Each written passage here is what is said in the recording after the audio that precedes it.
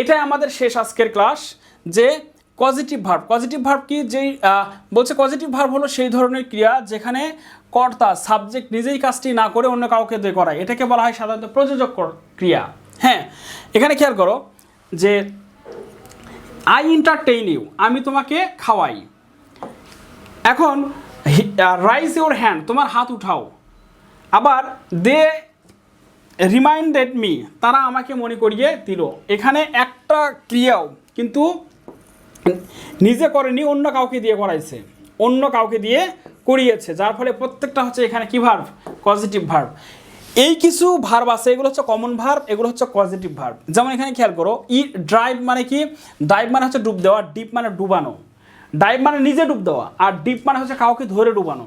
হ্যাঁ, তার মানে এখান থেকে আমরা কিন্তু ক্লিয়ার হচ্ছে যে আসলে পজিটিভ ভার্বটা কি, নিজে না করে অন্যকে দিয়ে করানো। আমি নিজে না ডুব দিয়ে অন্যকে দিয়ে ডুবাচ্ছি, এটাই হচ্ছে পজিটিভ ভার্ব। এখানে বলছে ইট মানে খাওয়া, এন্টারটেইন মানে খাওয়ানো, ফিড মানেও খাওয়ানো। এরপরে লার্ন মানে শেখা, আর টিচ মানে শেখানো। তারপর হচ্ছে ফল মানে পড়া, পড়ে যাওয়া মানে নিজে পড়া। আর যখন আমি বলছি ফেল মানে পড়ে মানে ফেলানো, কাউকে ফালানো। হ্যাঁ, এরপরে লাই মানে শুয়ে থাকা, আর লেই মানে হচ্ছে কাউকে শুয়ানো। এরপরে খেয়াল করো যে নো মানে জানা, আর ইনফর্ম মানে হচ্ছে জানানো। এইগুলো হচ্ছে কমন কিছু পজিটিভ ভার্ব, কিন্তু এমন কিছু ভার্ব আছে যেগুলো পজিটিভ নাই। তাহলে সেগুলো আমরা কিভাবে করব, একটু খেয়াল করি। সাবজেক্ট, এরপরে যদি এরকম হয় যে এইখানে প্রথম বাক্যের প্রথম অংশে এই কটা ভার্ব আছে, কি verb, have, help, make, let. Have, help, make, let, এইগুলো যদি প্রথম অংশে থাকে, পরের যেই নাউন বা প্রোনাউন যেটাই থাকুক, এটা ব্যক্তি হোক বা বস্তু হোক, পরে যে ভার্বটা পড়বে সেটা সরাসরি প্রেজেন্ট ফর্ম হবে। কিভাবে আমরা একটু খেয়াল করি। যেমন এখানে খেয়াল করো যে দ্য নিউ টিচার হেল্পস, এখানে প্রথম অংশে কি আছে, helps the students solve the problem. এখানে আমাদের বেশ কিছু বিষয় জানার আছে। প্রথম কথা হচ্ছে এখানে এই অংশে হেল্পস আছে, যার ফলে এখানে ভার্বের অন হয়েছে, V1। আর একটা বিষয় আছে, সেটা হচ্ছে এইটা তো এখানে প্লুরাল, যার ফলে কি এখানে সলভ হয়েছে না। এইখানে যদি এরকম হতো, হিউ হতো, তাও এখানে সলভই হতো। এর সঙ্গে এস কিচ্ছু হবে না। রাইট ফর্ম অফ ভার্বের ক্ষেত্রে এটা কিন্তু অনেক কাজে দেয়। যেমন I had Kaniz clean the room. অনেকে মনে করবে স্যার এখানে তো কানিজ আছে থার্ড পারসন সিঙ্গুলার, এখানে ক্লিন হওয়ার কথা না। এইখানে হ্যাড আছে, পজিটিভ বানাইছে এই ভার্বকে। যেমন I had Kaniz clean the room, এর বাংলা অর্থ হচ্ছে আমি কানিজকে দিয়ে আমার রুম পরিষ্কার করাই, আমি নিজে করি না, যার ফলে এটা হচ্ছে পজিটিভ বানিয়েছে।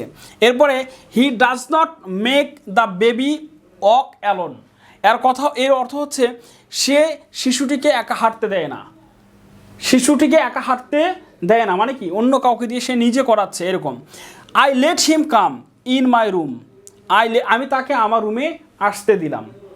আমার কথা কি বোঝা গেছে যে কি, এমন কিছু ভার্ব আছে যেমন ওয়াক, ক্লিন, কাম, তারপর সলভ, এগুলোর হচ্ছে পজিটিভ নেই, সেইগুলোকে পজিটিভ করা হয়েছে এইভাবে। হ্যাঁ, এরপরে একটু আমরা খেয়াল করি যে পজিটিভ গেট। আমার কথা এখানে খুবই গুরুত্বপূর্ণ, এটা এখানে কনফিউশন করাই। যদি গেট থাকে প্রথম অংশে, এখানে অবজেক্টটা যদি বস্তু হয় সেই ক্ষেত্রে হবে ইনফিনিটিভ, আর অবজেক্টটা যদি ব্যক্তি হয় তাহলে হবে ইনফিনিটিভ, আর অবজেক্ট যদি বস্তু হয় তাহলে হবে প্যাসিভ বা V3। যেমন hero Alam, let's get hero Alam, এখানে গেট আছে, হিরো আলম টু পারফর্ম। এখানে কেন টু হলো, কারণ এই যে এখানে এইটা আছে কি পার্সন, এটা হচ্ছে কি পার্সন, যার ফলে এখানে টু পারফর্ম হয়েছে। কিন্তু যদি এরকম হইতো যে আই গেট মাই ক্লোথ, এই যে এখানে ক্লোথ আছে, এখানে কিন্তু এটা বস্তু, এটা কি বস্তু, যদি বস্তু হয় তাহলে এখানে কি হবে, V3 হবে। যেমন I get my cloth washed by my son. প্রিয় শিক্ষার্থী, এই ছিল আমাদের হচ্ছে পজিটিভ ভার্বের আলোচনা। আমি আশা করছি আমাদের আজকের এই ক্লাসের মধ্য দিয়ে ভার্ব সম্পর্কে তোমরা একটা ভালো ধারণা পেয়েছো। সকলকে অসংখ্য ধন্যবাদ আজকের ক্লাসটি খুব মনোযোগের সহিত দেখার জন্য। সকলে ভালো থাকবে। এ পর্যন্ত ইনশাআল্লাহ তোমাদের সঙ্গে আবার দেখা হবে নতুন কোনো ক্লাসে। আসসালামু আলাইকুম।